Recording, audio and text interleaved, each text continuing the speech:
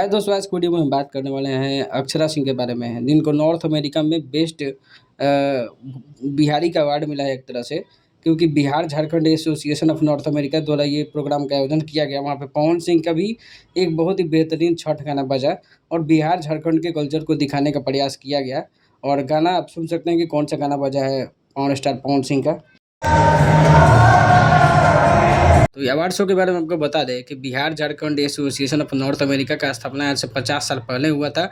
और ये कल्चरल जो डिफरेंसेज है दोनों इंडिया और अमेरिका के बीच, तो उसको लेकर के ये एक ट्रीटी साइन किया गया था। और इसके थ्रू जो है हर साल और इसका आयोजन किया जाता है अमेरिका में। तो 50 साल पूरे होने के अवसर पे अक्षरा सिंह, आनंद कुमार और भी बड़े-बड़े जो बिहार का नाम रोशन किए हैं, उन लोगों को बुलाया गया।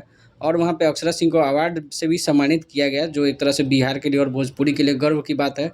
दूसरे गर्व की बात है कि अक्षरा सिंह वहाँ टाइम स्क्वायर में अमेरिका में बिहारी जो कल्चर है, साड़ी पहन कर के रोड पे जो है रीलें बनाना चाहे और भी वीडियो बनाना, उन्होंने थोड़ा-सा भी हिचकिचाई नहीं और बिहारी कल्चर को वहाँ पे फॉलो किया।